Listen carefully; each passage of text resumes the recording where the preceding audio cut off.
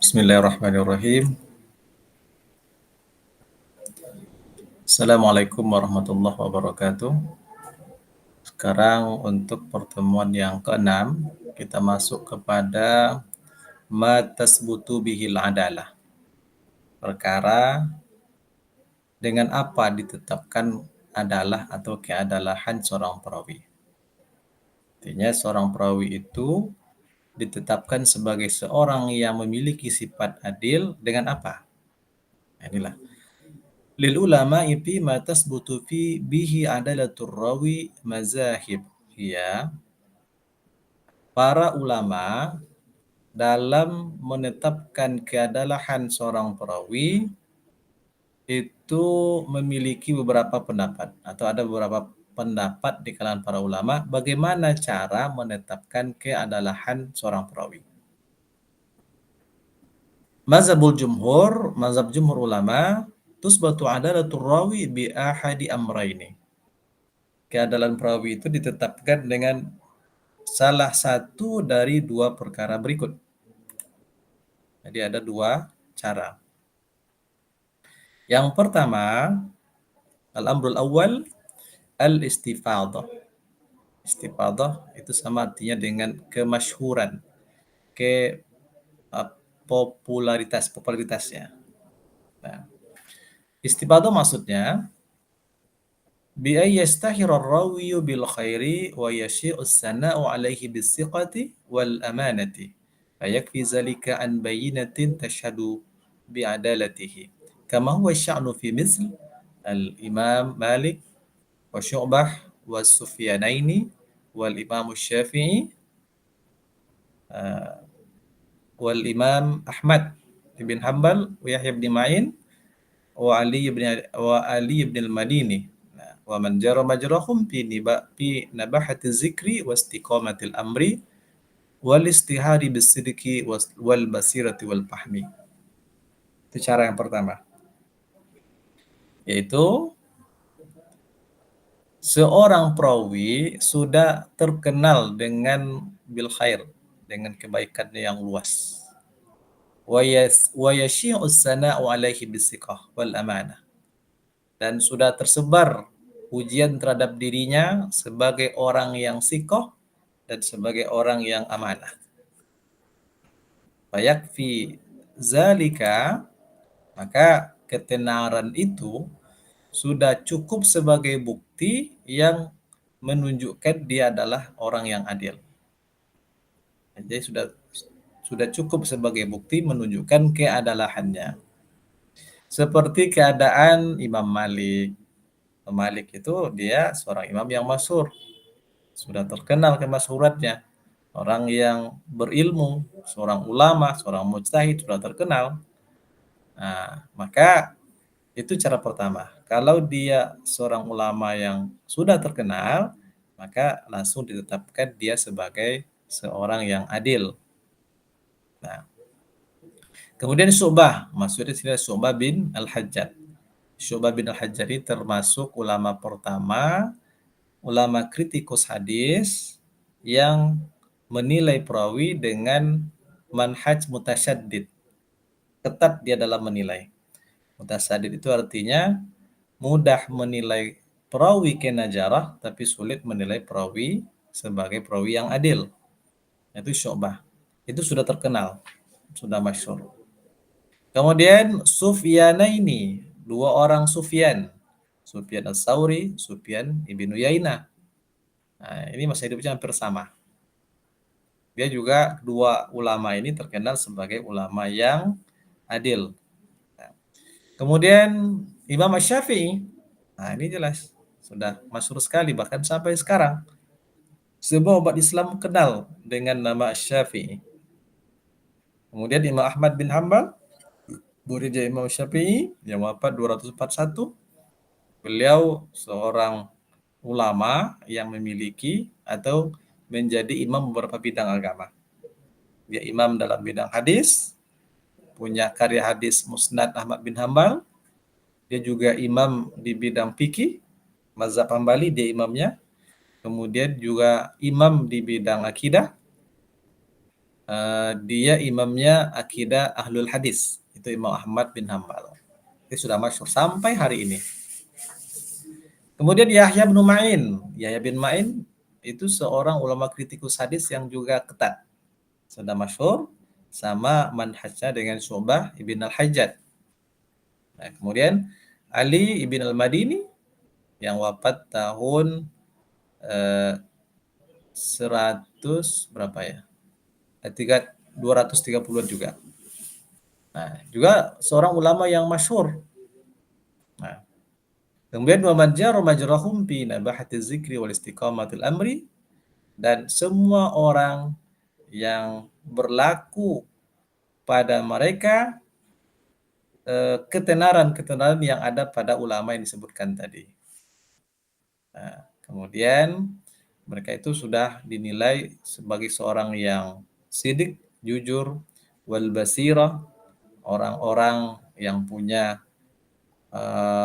analisa yang kuat, penelitian, daya tangkap yang kuat, wal dan pemahaman yang mendalam. Nah, jadi intinya seorang perawi itu dikenal sebagai orang yang adil dengan kemasyhurannya sebagai orang yang sikoh, amanah. Nah, itu sudah cukup. Walaupun tidak ada penjelasan atau penilaian langsung dari ulama kritik mengatakan si fulan itu adil. Makanya kan walaupun tidak ada yang mengatakan Imam Malik seorang yang sikoh, memang tidak perlu lagi. Apa sebab? Karena dia sudah masuk ke sikohannya. Semua orang sudah tahu. Tentu ulama kritik tidak perlu lagi menyatakan penilaian sikohnya. Nah, itu yang pertama. Kemudian, wa yatabayyanu wajhu dzalika fi mayali.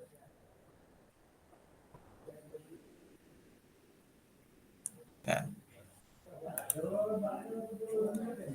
penjelasannya sebagai berikut. Yang pertama, anna tilkal istifadata wa syukhrata aqwa fin nufusi min ta'dilil wahidi wal isnain. Yang pertama, ketenaran dan kemasyhuran itu lebih kuat berada di dalam jiwa dibandingkan dengan penilaian adil oleh seorang ulama atau dua orang ulama. Jadi kalau semua orang sudah mengakui dia sebagai orang yang sikoh, sebagai orang yang adil, ini adalah sangat kuat diyakini. Sehingga tidak perlu lagi penilaian dari seseorang ulama kritik atau dua orang. Karena kalau sudah masyhur, sudah terkenal, nah itu orang sudah mengakui, sudah betul-betul kuat dia diterima sebagai orang yang adil dengan disebabkan kemasyhuran itu. Itu alasan yang pertama. Alasan yang kedua, anna ghayatal amri min tazkiyatil mu'addil ay yablugha zuhuru sitrir rawi wa hiya la tablughu zalika abadan. Fala hajata izan ila ta'dilihi li zahiril adalati mustahiriha. Bahwa tujuan dari perkara menetapkan seseorang itu menilai adil yang dilakukan oleh ulama kritik, ulama yang menilai adil, tujuan penilaian adil itu adalah untuk sampai kepada nampaknya sesuatu atau sudah nyatanya sesuatu yang tertutup pada diri seorang perawi. Tujuannya kan itu. Jadi tujuan daripada penilaian adil itu adalah untuk menampakkan sesuatu yang selama ini tertutup pada diri seorang perawi, apa itu berupa sifat keadalan. Nah, jadi wa hiya la tablughu zalika abadan, itu tidak akan pernah bisa diwujudkan. Nah, fala hajata izan ila ta'dilihi, sehingga tidak ada kebutuhan untuk menilai adilnya karena sudah nyatanya keadalan atau sudah masyhurnya keadalan seorang perawi. Jadi artinya tujuan daripada penilaian adil itu adalah menampakkan sisi-sisi baik seorang perawi. Kalau sudah nampak, sudah nyata bagi semua orang, itu Nggak perlu lagi ada penilaian ta'dil dari seorang atau dua orang ulama kritik, karena sudah nampak. Nah, jadi sudah nyata penilaian bagi banyak orang, tidak perlu lagi penilaian satu atau dua orang. Nah, itu metode yang pertama. Yang kedua, dalam rusani tansisul a'immatil mu'addilina ala adalatir rawi. Tansis, ada teks, ada teks atau nas dari para imam-imam muadil atau ulama kritik yang menyatakan keadalan seorang perawi. Jadi kalau seorang perawi itu bukanlah orang yang masyhur, orang yang terkenal sebagai orang yang adil, nah, lalu bagaimana cara menilai dia sebagai seorang yang adil? Ada enggak teks nas penilaian dari ulama kritik, dari ulama ta'dil yang menyatakan bahwa perawi itu adalah orang yang adil? Kalau ada berarti dinilai sebagai orang yang adil. Kalau tidak tentu tidak dinilai sebagai orang yang adil. Paling tidak dia orang yang majhul. Alhamdulillah rabbil alamin.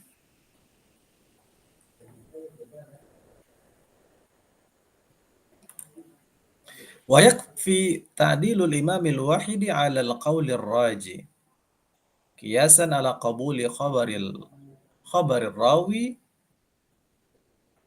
as-siqah inda tafarrudihi. Dan cukuplah penilaian adil dari seorang imam menurut pendapat yang kuat. Artinya, kalau seorang perawi dinilai oleh satu orang imam saja, satu orang imam saja sebagai orang yang adil, itu sudah cukup untuk memastikan atau menetapkan orang perawi yang dinilai itu adalah adil. Walaupun penilainya hanya satu, atau ulama kritik yang menyatakan adil hanya satu orang. Tapi itu sudah cukup untuk menyatakan dia seorang yang adil. Nah, apa alasannya? Dikiaskan kepada diterimanya khobar seorang perawi yang siko, qabuli khabari rawi sikoti inda tafarrudihi. Nah, dikiaskan kepada diterimanya khobar perawi yang siko ketika dia menyendiri dalam meriwayatkan hadis. Nah, jadi kalau seorang perawi menyendiri dalam meriwayatkan hadis, hadisnya diterima. Asalkan perawi itu semuanya adalah orang-orang yang siko. Begitu juga penilaian dari seorang ulama kritik terhadap perawi juga diterima. Jadi hadis yang diriwayatkan oleh satu orang saja diterima, tentu begitu juga penilaian dari ulama kritik terhadap seorang perawi juga diterima. Nah, itu secara logikanya seperti itu. Wakil ada pendapat. Nah, kalau dikatakan wakilah itu ada pendapat yang mengatakan labudda min ta'dilis naini wa zalika lima yali. Kalau dikatakan kila ada pendapat, tapi pendapat ini menurut penulis kitab ini tidaklah pendapat yang kuat menurut dia. Ada pendapat yang mengatakan labudda min ta'dili isnaini, mestilah seorang perawi yang dinilai adil itu dinilai oleh dua orang ulama kritik. Kalau satu belum cukup, mesti oleh dua orang ulama. Tapi ini pendapat yang tidak kuat. Nah, apa alasan ulama yang mengatakan penilainya mesti dua orang? Alasan pertama, li'anna tazkiyata sifatun fatahtaju fi subutiha ila adalaini karrusdi wal kafa'ah. Nah, karena tazkiyah, rekomendasi itu merupakan sifat. Sifat sesuatu yang melekat pada yang disifati. Nah, fatahtaju fi subutiha ila adlain.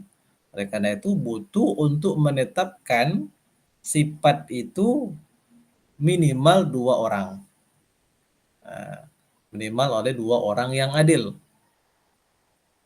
Nah, kemudian yang kedua, wa qiyasan ala syahadati fi huquqil adamiyyin. Itu dikiaskan kepada kesaksian tentang hak-hak anak Adam. Artinya kesaksian dalam perkara itu mesti dibuktikan atau disaksikan oleh dua orang. Walaupun juga ada satu orang. Nah, tapi minimal dua orang. Dua orang saksi yang menyaksikan. Biasanya pihak dulu pihak aparat hukum untuk menetapkan tersangka itu kan mesti ada dua barang bukti. Kalau satu belum cukup. Itu berkaitan dengan hak Adam. Hak anak Adam itu eh, seperti hak nyawa, harta, nasab dan lain sebagainya.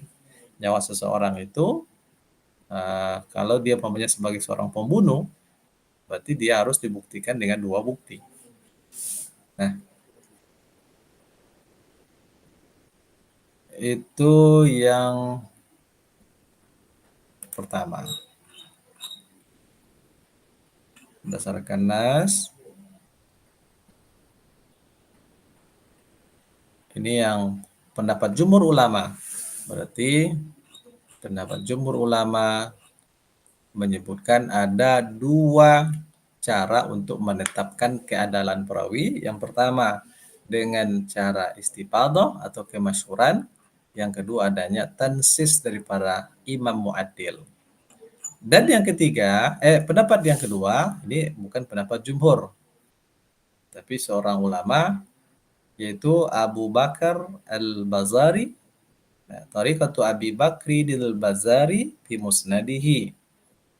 Metode Abu Bakar Al-Bazar dalam kitab musnadnya bahwa subutu adalatir rawi biriwayati jama'atin minal jullah anhu, minal jullati anhu.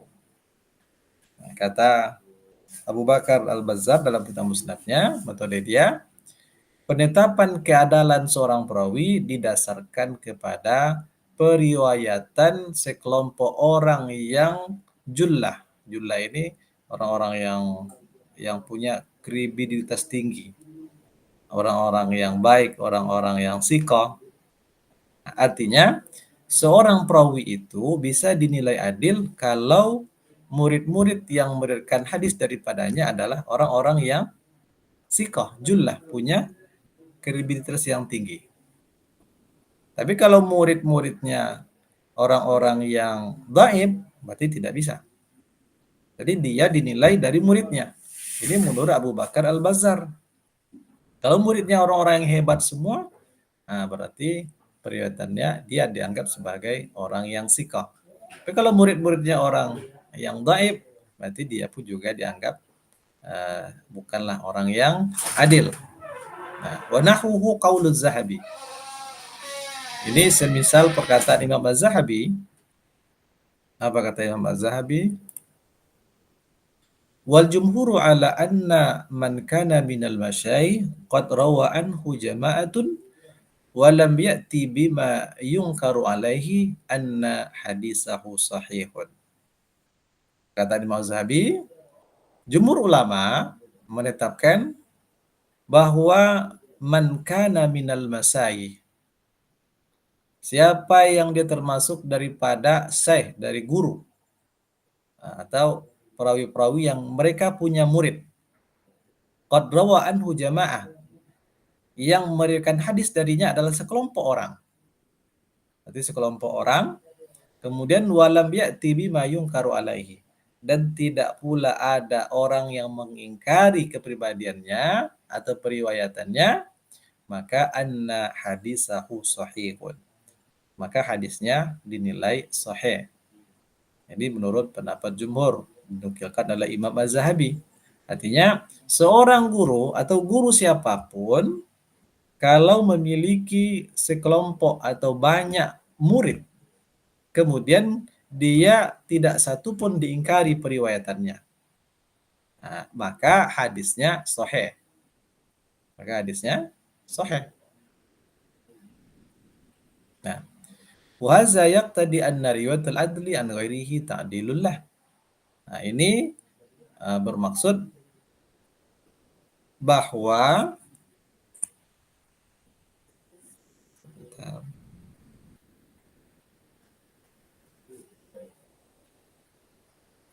Ini bermaksud bahwa periwayatan seorang yang adil dari selainnya merupakan penilaian adil dari orang yang tempat dia memberikan hadis tadi.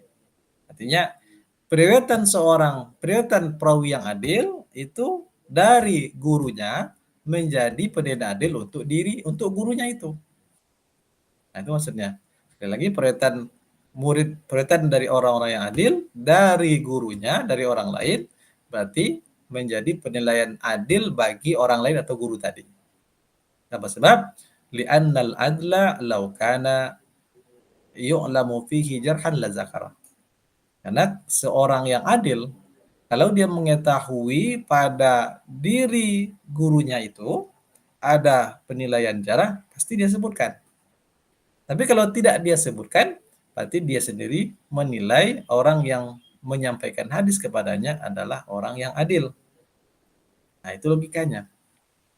Maka ini metode ditempuh oleh Abu Bakar Al-Bazzar dalam kitab Musnadnya, bahwa keadalan seorang perawi dilihat dari murid-murid yang sikoh yang memberikan hadis darinya. Baik.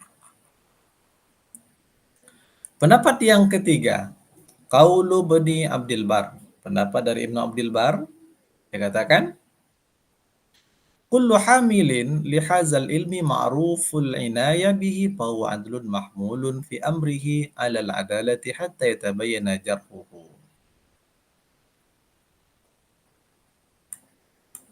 Nah, kata Ibnu Abdul Bar, setiap orang yang menyampaikan ilmu ini ma'ruful inayah bihi, dia dikenal sebagai orang yang punya perhatian yang tinggi dengan ilmu menyampaikan hadis ini.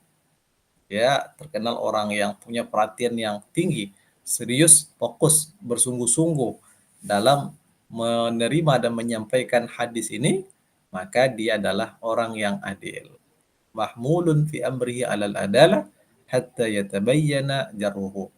Dia dinilai sebagai orang yang adil sampai ada keterangan yang menyebutkan dia adalah orang yang kena jarah. Jadi kalau orang yang dilihat punya kesungguhan luar biasa dalam menyampaikan hadis, maka dia dinilai sebagai orang yang adil. Sampai ada keterangan yang menyatakan dia orang yang kena jarah. Jadi selama tidak ada penilaian jarah terhadap dirinya, maka dia adalah orang yang adil. Nah, ini cukup melihat kepada kesungguhan dia dalam dalam ilmu hadis, dalam membawa hadis. Itu pendapat yang ketiga menurut Ibnu Abdul Bar. Wa qad istadalla Ibnu Abdul Bar bi hadisin.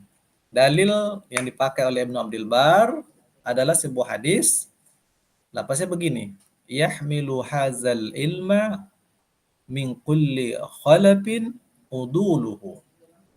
Ilmu ini atau hadis ini dibawa oleh setiap generasi oleh orang-orang yang adil dari generasi itu. Itu lapas hadisnya. Ini disebutkan dalam ulumul hadis. Nah, sekali lagi, yahmilu hazal ilma, yang membawa ilmu ini atau hadis ini min kulli khalafin, pada setiap generasi itu adalah uduluhu, orang-orang yang adil. Nah, bagaimana penjelasan tentang hadis ini? Sekarang kalau dari sisi tahrijnya, asharuha riwayat Ibrahim bin Abdurrahman Al-Uzri mursal. Yang paling masyhur tentang hadis ini riwayat Ibrahim bin Abdurrahman Al-Uzri secara mursal, berarti ada keterputusan sanad. Qala Az-Zahabi fi Sa'ni Ibrahim, Imam Zahabi berkata tentang keadaan Ibrahim, la yudra man huwa, tidak dikenal siapa dia. Wa qad rawahu an Ibrahim, dan sungguh meriwayatkan dari Ibrahim ini yang pertama adalah Al-Walid bin Muslim anhu anisiqah min asyakhihi anin nabi. Ini murid dari Ibrahim. Jadi di antara muridnya adalah Al-Walid bin Muslim anhu, diriwayatkan dari Ibrahim. Ibrahim menerima dari seorang yang siko, dari guru-gurunya dari Nabi. Nah, yang tidak dikenal hanya Ibrahim saja. Maka dianggap mursal kayaknya oleh Imam Az-Zahabi. Kemudian dikeluarkan oleh Ibnu Adi dalam kitab Al-Kamil. Ini penjelasan tentang sanadnya. Ini penjelasan tentang sanad. Sekarang wajhul istidlal atau wajhul dilalah tentang hadis tadi. Annal hadisa ikhbarun bi'adalati hamlati hazal ilmi min kulli khalaf. Bahwa hadis ini mengkabarkan tentang keadalahan setiap orang, setiap generasi, siapapun orangnya yang membawa ilmu ini. Artinya Ibnu Abdul Bar kayaknya berpendapat hadis ini sebagai jaminan setiap orang yang bawa hadis itu adalah orang-orang yang adil. Tentu kalau orang yang tak adil tidak akan diterima oleh para ulama. Jadi setiap khalaf generasi yang membawa hadis itu, menyampaikan hadis itu semuanya adalah orang-orang yang adil. Itu wajah istidlalnya begitu. Nah, itu pendapat yang ketiga. Pendapat yang keempat, Qaulu Ibnu Hibban. Pendapat dari Ibnu Hibban. Ibnu Hibban mengatakan, Innal adla man lam yu'rab fihil jarhu. Izid tajrihu diddut ta'dil. Nah, ini pendapatnya simpel. Faedahnya simpel saja. Innal adla, sesungguhnya seseorang yang adil adalah man lam yu'rab fihil jarhu. Orang yang tidak diketahui ada penilaian jarah pada dirinya. Artinya, kalau seseorang tidak ada yang menilai jarah berarti adil. Kalau ada yang menilai jarah berarti tidak adil, gitu saja. Nah, sebab at-tajri, penilaian jarah itu lawan daripada penilaian adil. Tajri lawan daripada ta'dil. Kalau tak ada yang menjarah berarti dia adil. Tidak ada penjelasan ulama yang menilai dia jarah berarti dia perawi yang adil. Itu pendapat dari Ibnu Hibban. Sangat simpel sekali. Bagaimana penjelasannya? Kemudian masih pelanjutan dari perkataan Ibnu Hibban. Ibnu Hibban, "Faman lam yujrah fahuwa adlun hatta yatabayyana jarhuhu." Siapa yang tidak dinilai jarah, maka dia adalah orang yang adil sampai ada penjelasan tentang kejarahannya. Nah, itu Ibnu Hibban.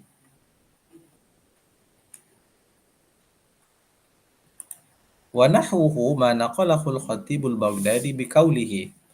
Perkataan seperti ini juga dinukilkan oleh Al-Khatib Al-Baghdadi. Wa za'ama ahlul Iraq. Penduduk atau ulama Irak mendakwahkan atau mengakui annal adalata, bahwasanya keadalahan, hiya izharul islami, dia adalah menampakkan keislaman. Nah, berarti seseorang itu mestilah seorang yang muslim. Nah, wasalamatul muslimi min fiskin zahir, dan selamatnya muslim yang lain dari kefasikan yang nyata. Maaf, selamatnya seorang muslim dari kefasikan yang nyata. Jadi adalah itu sifat nampaknya keislaman seseorang, selamat dari sifat kefasikan, artinya kefasikan yang nyata.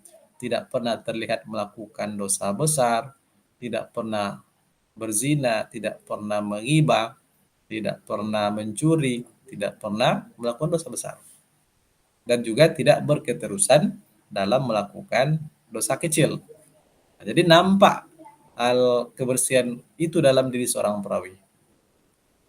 Famata kanat hazihi haluhu wajaba yakuna adlan.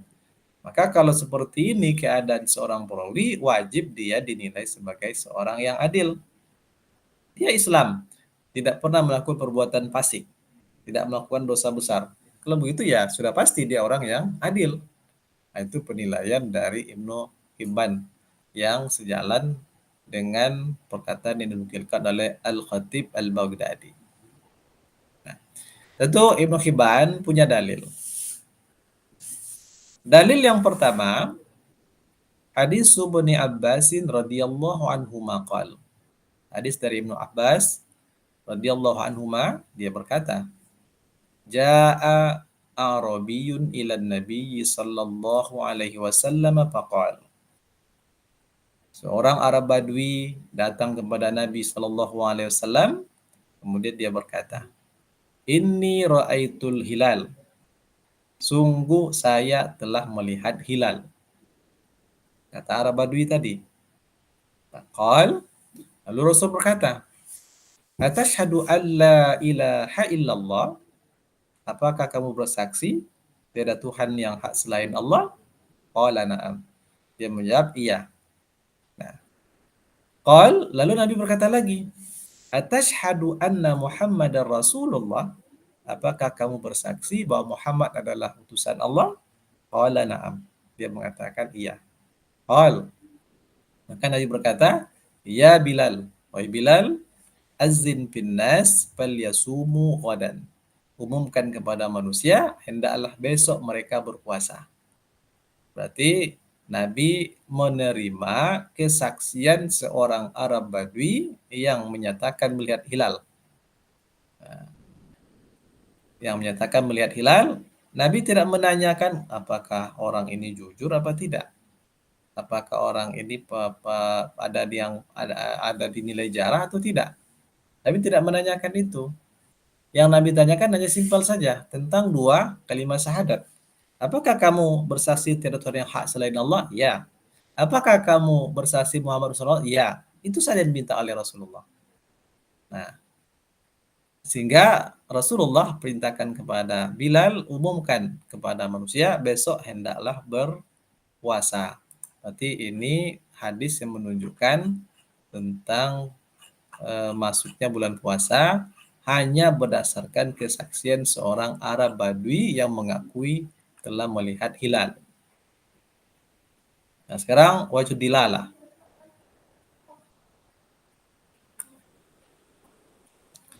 Wajib dilahnya adalah anna Nabiyya sallallahu alaihi wasallam qabila khabar al-a'rabi min ghairi an yakhtabiru adalatahu bi syai'in siwa zahiri islamihi. Nah, ini kata Ibnu Hibban. Bagaimana cara mengambil istinbat hukum atau dalil dilalah daripada hadis ini? Kata Ibnu Hibban, bahwasanya Nabi Shallallahu Alaihi Wasallam menerima informasi seorang Arab Badui itu tanpa menguji keadalahannya dengan sesuatu apapun selain daripada zahir keislamannya. Nabi tak menguji lagi.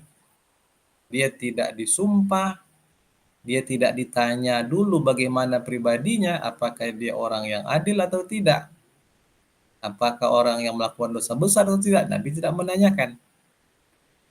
Nabi langsung menerima saja. Yang ditanyakan hanya zahir keislamannya. Karena dua kalimat syahadat itu sebagai bukti keislaman.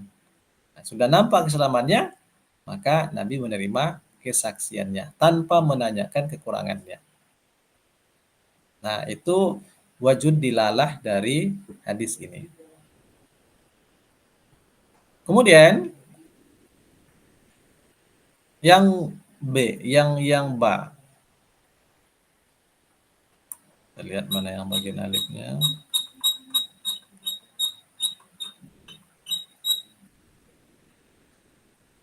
Hadis berarti hadis yang kedua. Dalil yang kedua yang dipergunakan dalam Ibnu Hibban yang menguatkan kalau seseorang itu tidak dikenal penilaian jarahnya berarti dia orang yang adil. Sekarang dalil yang kedua. Apa dalilnya?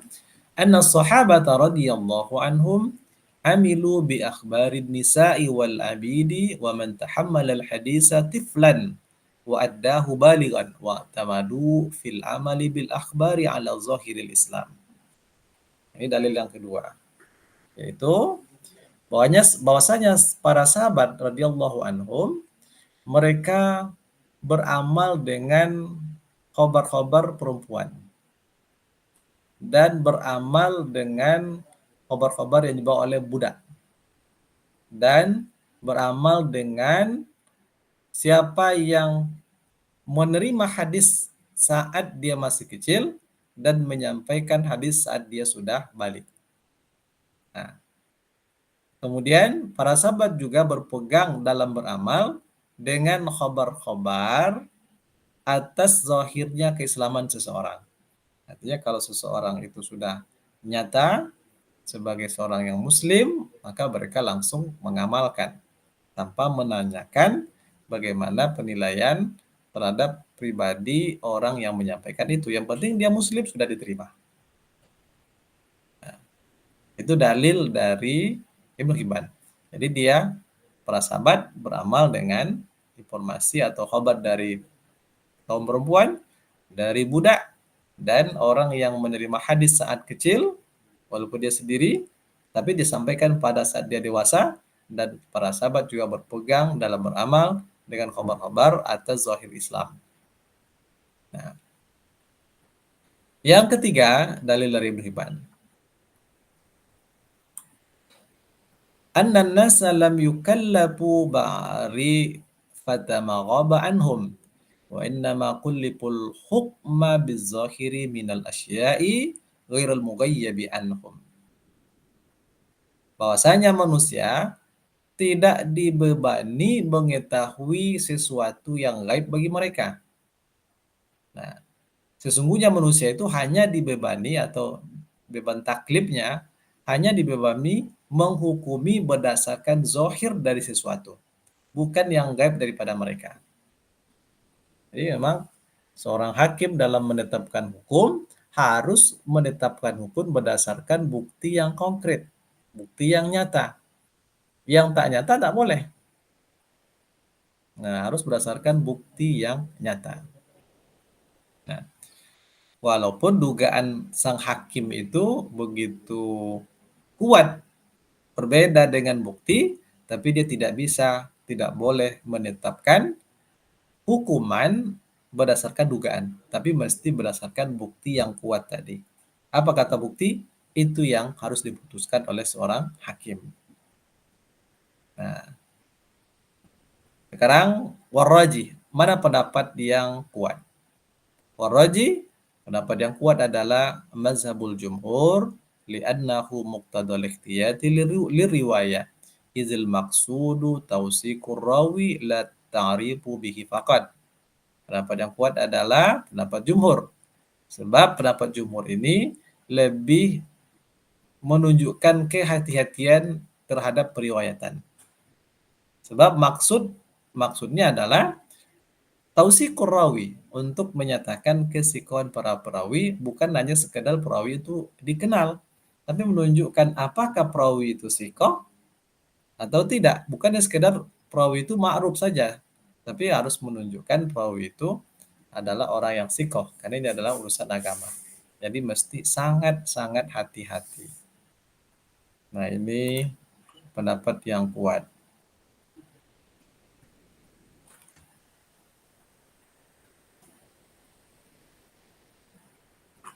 Kemudian berikutnya ada jawaban.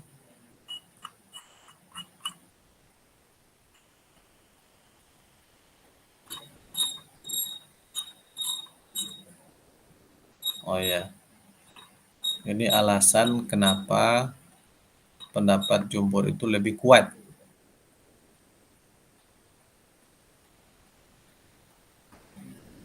Kita lanjutkan untuk pertemuan berikutnya kenapa ini adalah pendapat yang kuat. Dan untuk pertemuan ke-6 ini kita cukupkan sampai di sini. Kita tutup dengan alhamdulillahirabbil alamin. Nasrun minallahi wa fathun qarib wa basyiril mu'minin. Wassalamualaikum warahmatullahi wabarakatuh.